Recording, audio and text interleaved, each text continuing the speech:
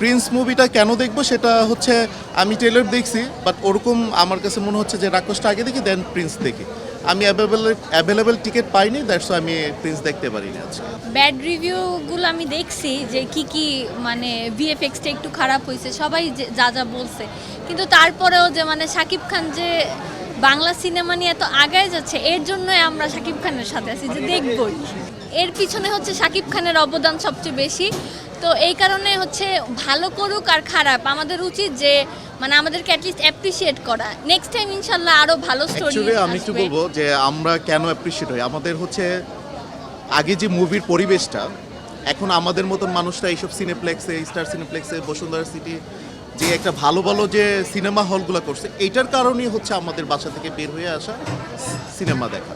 Actually পরিবেশ যদি ভালো না হয়, সিনেমা হল যদি পরিবেশ ভালো নয়, সে কোনো আমি আমার ফ্যামিলি নিয়ে তো আমি এখানে আসবো না। অবশ্যই পরিবেশ ভালো, দ্যাটস ওয়াই এখানে আসছি মুভি দেখতে। এটা সাকিব খান হোক আর সিয়াম হোক আর যাই হোক, আমাদের দেখা হচ্ছে বিনোদন না। তো ঈদের মধ্যে আমরা ঘুরতে যাব কোথায়? সিনেমা হল, রেস্টুরেন্ট, এটাই তো। তো আমার মনে হচ্ছে যে cinema one kind of enjoyment, that's why এখানে আসছি। মুভি দেখার তো এই পর্যন্ত বাংলা ছবির ইন্টারেস্ট ছিল না, তারপরে যেই হারে আমাদের সাধারণ জনগণ মুভির প্রতি ইন্টারেস্ট, ঈদের ছুটিতে আনন্দটা কাটাই হচ্ছে মুভি দেখে।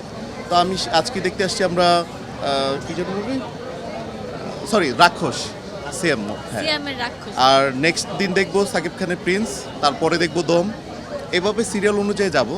তো আজকে আসছি আমরা রাক্ষস দেখি। আসলে আমরা কোনো টিকিট অ্যাভেলেবেল পাইনি প্রিন্সের, প্লাস রাক্ষসেরও পাইনি। তো আজকে আমি গতকালকে টিকিট করছি অনলাইনে, তো আজকে রাক্ষস দেখতে আসলাম। এটাই যে রাক্ষসের ট্রেলার্সটা দেখে আমার খুব ভালো লাগছে, দ্যাটস আমি আগে রাক্ষসটাই। অ্যাকচুয়ালি কপি আর এটা আমার ডাজেন্ট ম্যাটার, বাট বাংলাদেশে ট্রাই করতেছে ভালো কিছু করার, কপি হোক আর যাই হোক, মানুষকে তো বিনোদন দিচ্ছে।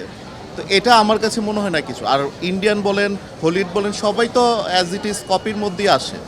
আসলে কি গতানুগতিক একটা ক্যারেক্টার নিতে হলে কিছু না কিছু আনতে হয়, যে একজনকে দেখে আরেকজনকে ইন্সপায়ার হয়, এটাই স্বাভাবিক।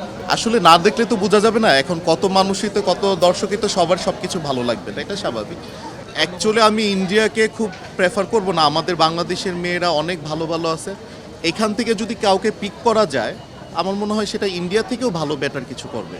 সো আমার মনে হয় পরিচালক যারা ইয়াং পরিচালক আছেন, তারা অবশ্যই বাংলাদেশের ভালো ভালো আনাচে কানাচে অনেক মেয়ে আছে, অনেক ফ্যাশনেবল মেয়ে আছে, অনেক ড্যাশিং মেয়ে আছে, প্লাস অভিনয়ে জানাশোনা অনেক মেয়ে আছে। তো আমার মনে হয় যারা পরিচালক, যারা ইনভেস্ট করতেছে, তারা আমার মনে হচ্ছে এগুলো একটু ডিটারমাইন্ড হওয়া উচিত।